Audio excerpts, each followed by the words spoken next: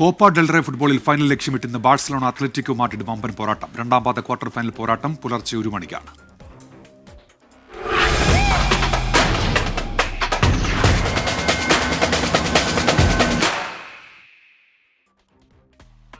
കൊണ്ടും കൊടുത്തും കൈകൊടുത്തു പിരിഞ്ഞ ക്വാർട്ടർ ആദ്യ പാദത്തിന് ശേഷം 2-1 തീരുമാനമാക്കാൻ ബാഴ്സലോണയും അത്ലറ്റിക്കോ മാഡ്രിഡും വീണ്ടും മുഖാമുഖം. സീസണിലെ ഏറ്റവും മികച്ച മത്സരങ്ങളിലൊന്നായിരുന്നു ക്വാർട്ടർ ആദ്യ പാദം. 6 മിനിറ്റിനിടെ 2 തവണ ഗോൾ വഴങ്ങിയ ബാഴ്സലോണ 4 ഗോൾ തിരിച്ചടിച്ച വമ്പൻ തിരിച്ചുവരവ് നടത്തി.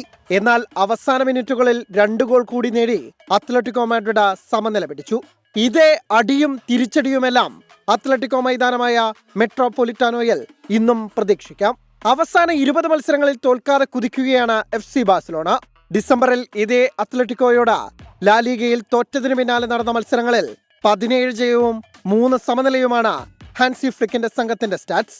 സീസണിലെ 44 മത്സരങ്ങളിൽ നിന്ന് 139 ഗോൾ അടിച്ച ബാഴ്സ ആക്രമണത്തെ പ്രതിരോധിക്കാൻ ഇന്നും അത്ലറ്റിക്കോ പെടാപ്പാട് പെടേണ്ടി വരും. അവസാന 5 കളിയിൽ ജയിക്കാൻ അത്ലറ്റിക്കോ മാഡ്രിഡിനായിട്ടില്ല. ഇതിൽ ഏതാനും ദിവസങ്ങൾക്ക് മുമ്പ് ലാലിഗയിൽ ബാഴ്സയോടുള്ള 4-2 തോൽവിയുമുണ്ട്. ചാമ്പ്യൻസ് ലീഗിൽ പ്രീ ക്വാർട്ടറിൽ പുറത്തായ ലാലിഗയിൽ 3-ാം സ്ഥാനത്തുള്ള ടീമിന് ഈ കപ്പെങ്കിലും നേടാൻ മരണക്കളി കൂടിയേ തീരൂ. Sports desk 24.